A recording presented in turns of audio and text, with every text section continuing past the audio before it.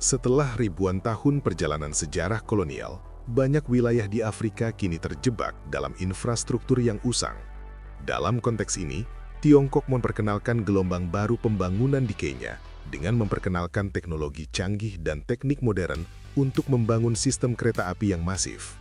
Jalur layang kini membentang megah di atas sawah terbuka, dengan jembatan sepanjang kilometer melintasi medan yang sulit.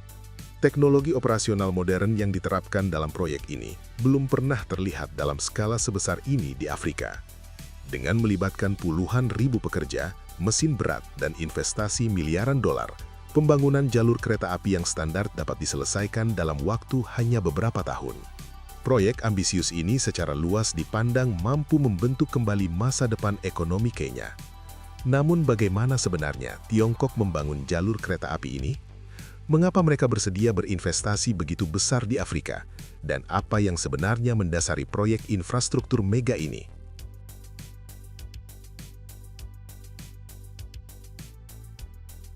Sebelum keterlibatan Tiongkok, sistem kereta api Kenya hampir sepenuhnya merupakan warisan peradaban kolonial Inggris. Infrastruktur yang ada telah memburuk selama beberapa dekade, dengan kereta yang beroperasi lambat dan biaya transportasi dari pelabuhan Mombasa ke pedalaman Afrika Timur menjadi salah satu tertinggi di dunia. Melihat kesenjangan infrastruktur yang mencolok ini, Tiongkok mengusulkan pembangunan jaringan kereta api modern sebagai bagian dari inisiatif Sabuk dan Jalan, mengubah kebutuhan pembangunan Afrika menjadi peluang strategis bagi dirinya sendiri. Pada tahun 2014, pembangunan jalur kereta api standar dimulai dengan pinjaman sekitar 3,8 miliar dolar AS dari China Exim Bank. Perusahaan milik negara, China Road and Bridge Corporation, diberi tanggung jawab untuk desain, konstruksi, dan penerapan teknologi. Dalam waktu kurang dari 3 tahun, jalur kereta api Mombasa-Nairobi sepanjang 480 km resmi dibuka pada tahun 2017. Jalur ini dilengkapi dengan lokomotif, sistem persinyalan, serta standar teknis, di samping program pelatihan tenaga kerja yang diimpor dari Tiongkok. Meskipun menginvestasikan miliaran dolar, kepentingan Tiongkok tidak terfokus pada keuntungan jangka pendek, melainkan pada strategi jangka panjang. Pinjaman tersebut dirancang untuk menghasilkan keuntungan finansial dalam beberapa dekade ke depan. Perusahaan-perusahaan Tiongkok juga mendapat manfaat dari proyek-proyek luar negeri sambil mengekspor baja, mesin, dan teknologi kereta api. Dengan kata lain, Tiongkok tidak hanya membangun jalur kereta api, mereka membangun pengaruh ekonomi, rantai pasokan, dan kehadiran geopolitik di salah satu wilayah dengan pertumbuhan tercepat di dunia. Pertama, para insinyur Tiongkok terbaik mengembangkan konsep keseluruhan untuk jalur kereta api dan mulai melakukan survei lapangan di lokasi. Mereka dengan cermat menganalisis lanskap Kenya untuk memahami tantangan pada rute tersebut. Dengan memanfaatkan data satelit, pesawat survei udara, dan peralatan pengukuran modern, mereka menentukan jalur paling efisien yang dapat mengurangi biaya konstruksi sekaligus meminimalkan dampak lingkungan. Akhirnya, mereka berhasil menyelesaikan jalur kereta api sepanjang 472 km yang menghubungkan pelabuhan Mombasa dengan ibu kota Nairobi. Sebagian besar jalur ini dibangun sebagai struktur kereta api layang, memastikan fondasi yang stabil dan memungkinkan kereta beroperasi dengan aman di berbagai jenis medan. Setelah rute ditentukan, tantangan selanjutnya adalah membentuk kembali medan sepanjang koridor konstruksi untuk menjamin kelancaran dan keselamatan operasional kereta api.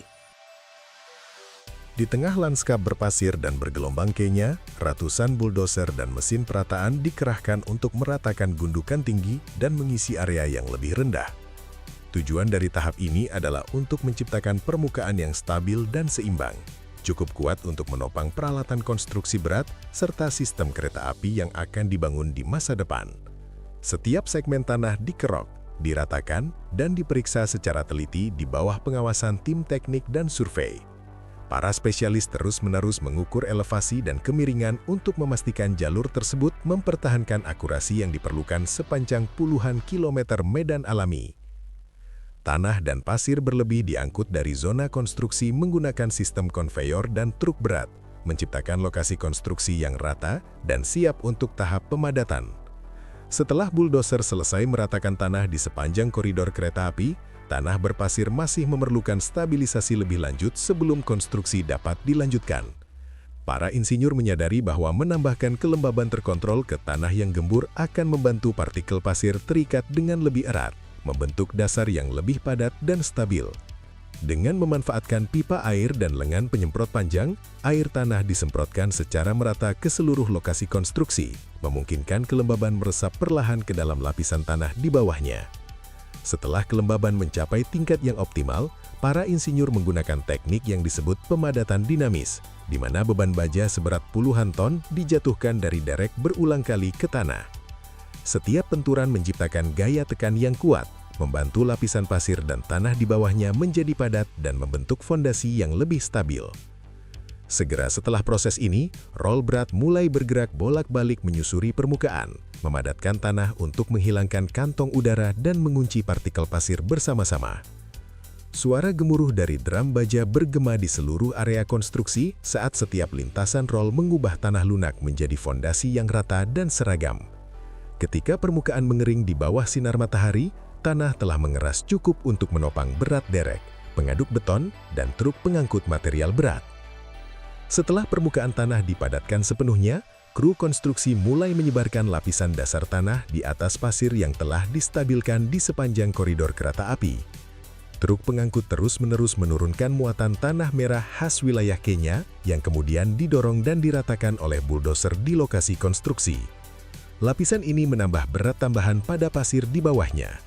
Tanah tersebut disebar secara merata dan dipadatkan berulang kali dengan alat pemadat berat hingga membentuk lapisan dasar yang padat dan kokoh.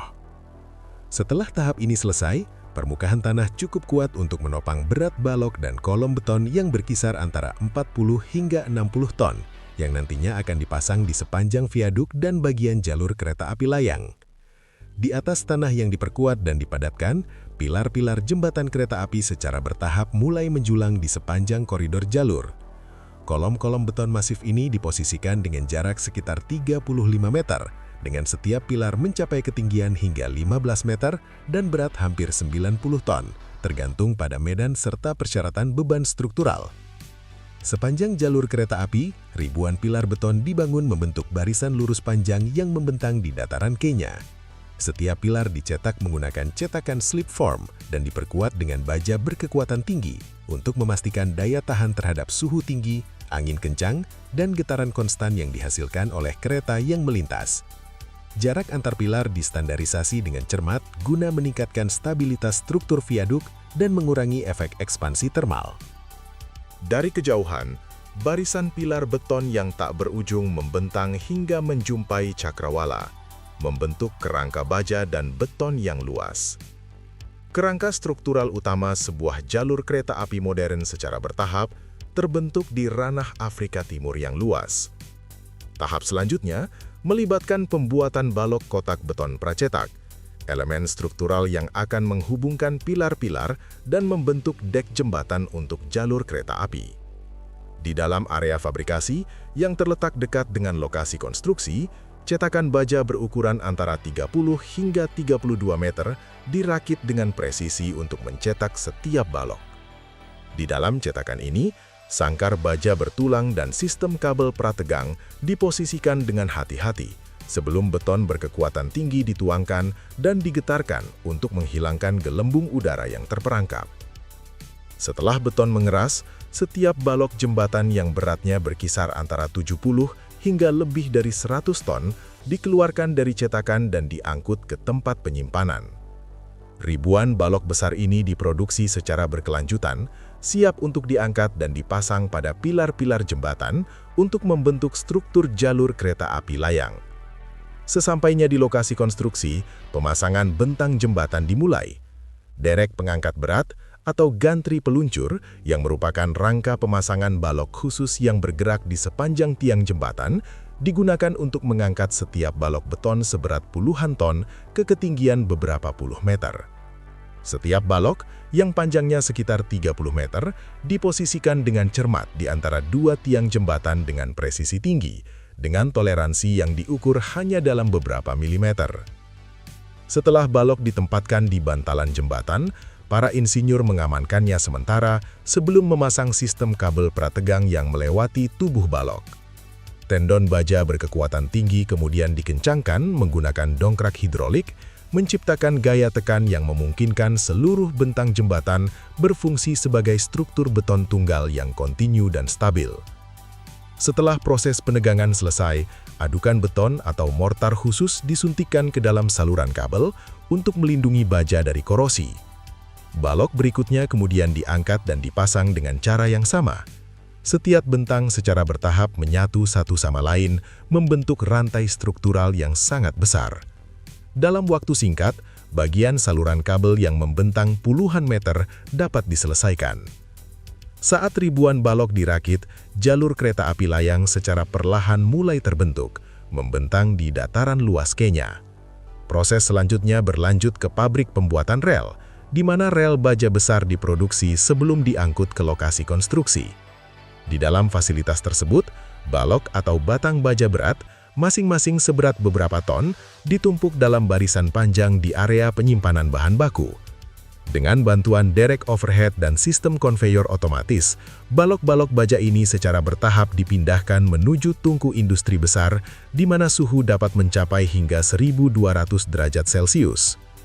Pada tahap ini, panas yang intens melunakkan logam, mempersiapkannya untuk langkah selanjutnya dalam proses, yaitu menggulung dan membentuk rel. Setelah keluar dari tungku, batangan baja yang berpijar langsung menuju pabrik penggilingan, tempat di mana pembentukan rel kereta api dimulai. Di sini, baja masih dipanaskan hingga sekitar 1000 hingga 1100 derajat Celcius, membuatnya cukup lunak untuk diregangkan dan dibentuk di bawah tekanan besar. Batangan baja melewati serangkaian mesin penggiling, masing-masing dilengkapi dengan rol baja yang dirancang khusus yang secara bertahap menekan dan memperpanjang logam. Dengan setiap lintasan melalui rol, batangan baja persegi panjang yang tebal menjadi lebih panjang dan lebih tipis, perlahan-lahan berubah menjadi profil rel yang dapat dikenali. Rol tersebut diatur dengan presisi untuk menciptakan 3 bagian utama rel kereta api. Bagian kepala yang menopang roda kereta, bagian web yang mendistribusikan beban, dan bagian kaki, alas lebar yang menambatkan rel ke bantalan rel.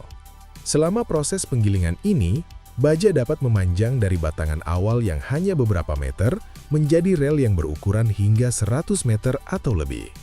Motor-motor berdaya tinggi mengendalikan kecepatan rol untuk memastikan logam mengalir dengan merata, sementara sensor terus memantau suhu dan keselarasan untuk mencegah deformasi. Suara percikan api, gelombang panas, dan gemuruh mesin memenuhi ruang penggilingan saat setiap baluk baja yang berpijar diregangkan hingga membentuk bentuk akhirnya. Ketika rel keluar dari tempat penggilingan akhir, rel tersebut telah memiliki profil geometris yang tepat, siap untuk memasuki tahap selanjutnya, pendinginan dan pelurusan terkontrol sebelum dipotong dan dipersiapkan untuk pemasangan di jalur kereta api. Setelah rel baja masif diproduksi, komponen penting lainnya masih dibutuhkan untuk memastikan stabilitas keseluruhan sistem kereta api, bantalan beton. Blok beton ini terletak tepat di bawah rel dan berfungsi untuk menjaga jarak yang tepat antara kedua rel, sekaligus mentransfer beban kereta yang melintas ke fondasi jalur rel. Di pabrik material kereta api, bantalan beton prategang tipe Hacker diproduksi dengan menuangkan beton berkekuatan tinggi ke dalam cetakan baja yang memiliki panjang sekitar 2,5 meter. Sebelum beton dituangkan, kabel baja prategang diposisikan di dalam cetakan dan dikencangkan, sehingga ketika beton mengeras, ia akan memiliki kapasitas menahan beban yang lebih besar dan meningkatkan ketahanan terhadap retak. Setelah beton mencapai kekuatan yang dibutuhkan, bantalan dikeluarkan dari cetakan dan dipasang dengan klip rel elastis, pelat dasar baja, baut dorong dan pengancing, komponen-komponen yang akan memastikan rel terpasang dengan kuat di atasnya. Setiap bantalan biasanya berberat antara 250 hingga 300 kg dan dipasang dengan interval sekitar 60 cm. Artinya, 1 km jalur kereta api memerlukan sekitar 1.600 hingga 1.700 bantalan. Fungsi utama bantalan rel adalah untuk mendistribusikan beban kereta secara merata ke lapisan balas dan lapisan dasar di bawahnya, sekaligus mempertahankan jarak yang tepat antara kedua rel. Dengan cara ini, kereta dapat beroperasi dengan lancar, aman, dan andal selama puluhan tahun. Setelah bantalan beton diangkut ke lokasi konstruksi, para pekerja mulai merakit rel baja menjadi modul jalur lengkap di platform perakitan. Rel baja panjang, seringkali puluhan meter, ditempatkan dengan hati-hati di atas plat dasar baja yang sudah terpasang pada bantalan. Rel tersebut kemudian diamankan menggunakan klip rel elastis dan baut jangkar yang mengunci rel dengan kuat pada posisinya. Setiap perakitan mencakup 20 hingga 25 bantalan, membentuk bagian rel lengkap berukuran sekitar 12 hingga 15 meter. Setelah semua klip dan baut dikencangkan, struktur bantalan rel menjadi satu unit kaku yang cukup kuat untuk diangkat oleh derek.